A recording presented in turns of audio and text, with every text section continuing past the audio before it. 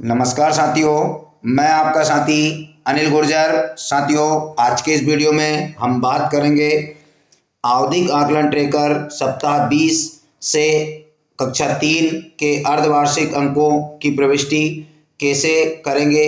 तो साथियों, इससे पूर्व मैं विषय हिंदी और पर्यावरण का वीडियो बना चुका हूं, जो कि इस वीडियो के डिस्क्रिप्शन बॉक्स में दिया गया है। आप वहां से देख सकते हैं। बिंदुवार, एक एक आयामवार राज्य शिक्षा केंद्र के निर्देशानुसार जिन आयामों पर जितने अंक निर्धारित किए गए हैं, साथ ही बच्चों ने या आपने बच्चों के वर्कबुक में किए गए कार्यों के आधार पर उन्हें जहां टिक किया है, उसके आधार पर आप कैसे बच्चों के अर्धवार्षिक अंकों की प्रविष्टि निकाल पाएंगे।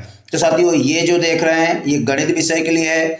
गणित विषय में क्या कुछ निर्देश थे, पहले आप वो सुन लीजिए, फिर उसके बाद हम इस पर बात करेंगे। तो साथियों, शिक्षा विभाग से संबंधित समस्त वीडियो और एफएलएल की एक एक जानकारी व सामग्री के संबंध में इसी वीडियो के डिस्क्रिप्शन बॉक्स में आपको मेरे एफएलएल ग्रुप की लिंक दी गई है। आप वहां से एफएलएल ग्रुप का जो है ज्वाइन कर लीजिए, ताकि आपको सारी सामग्री व जानकारी मिलती रहे। अब बात करते हैं हम गणित विषय के संबंध में निर्देश में।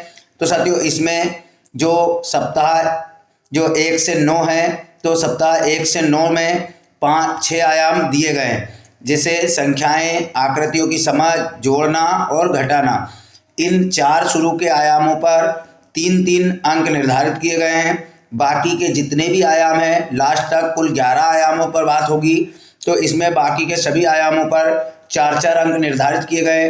इस प्रकार कुल 11 आयामों पर 40 अंकों का ये ओवरऑल ट्रेकर है। इन 40 अंकों में से ही हमें बच्चों को अंक देना है जो उनके टिक है। अब बात करते हैं कि कैसे टिक करना है या कैसे अंक निर्धारण करना है। तो पहले मैं बता दूं निर्देश को कि जो अंक दिए हैं और ऊपर जितने सवाल दिए हैं, सीधी सी बात है कि बच्चा अगर उन पूरे सवालों को हल करता है, मतलब कि निर्देशानुसार अगर बच्चे के उसमें सही का टिक है तो वहाँ पर पूरे अंक देना है, और क्रॉस का चिन्ह है तो 0 अंक हमें देना है। अब बात करते हैं हम एक एक बिंदु की। एक बच्चे पर हम प्रैक्टिकल बताते हैं आपको। जैसे गगन नाम का बालक है, संख्याओं से संबंधित आवधिक आकलन 20 में एक प्रश्न आया था और बच्चे ने उसको सही हल किया है, इसलिए हमने यहाँ पर एक भी लिखा है कि एक सवाल सही हल किया है और साथ में सही का निशान है। और निर्धारित जो आदेश है उसके अनुसार जो 3 अंकों का आयाम था, तो उसे 3 अंक पूरे दिए हैं। साथ ही हम आकृति की समझ की बात करें दूसरे आयाम की, तो उसमें भी वही कंडीशन लागू होती है। एक प्रश्न था, बच्चे ने उसको हल किया था, इसलिए हमने सही का टिक किया, और अभी अर्धवार्षिक अंक निर्धारण में उसको 3 अंक यहाँ पर पूरे दिए गए। अगला एक जोड़ का सवाल था, उसमें भी वही कंडीशन है, एक ही सवाल था, बच्चे ने किया, सही का निशान, और उसको 3 अंक दिए गए हैं।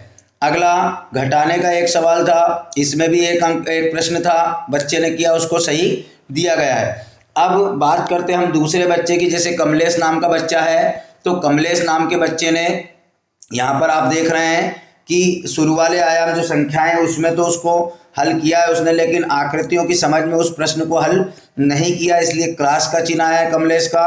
और क्रॉस का चिन्ह आया तो उसको हमने निर्देशानुसार शर्तों अनुसार 0 अंक उसको दिया है, 3 में से एक भी अंक उसको नहीं दिया है। यानी इसमें अगर बच्चा करता है तो पूरे अंक देना है, नहीं करता है तो उसको कुछ भी अंक नहीं देना है। अब आपके पास ये ट्रेकर उपलब्ध होगा, और ट्रेकर के आधार पर आपको जो लास्ट में आप देख रहे हैं, बच्चों ने जितने अंक अर्जित किए हैं उन सभी अंकों का जो योग आता है वो आप लास्ट में लिख सकते हैं। और इन्हीं अंकों को उसके जो नॉमिनल रोल है, नॉमिनल रोल यानी परिशिष्ट उसमें हम अर्धवार्षिक अंकों की प्रविष्टि में 40 अंकों में से उसको बच्चों को प्राप्त अंकों में जो लास्ट में निकल कर आते हैं ये अंक देंगे।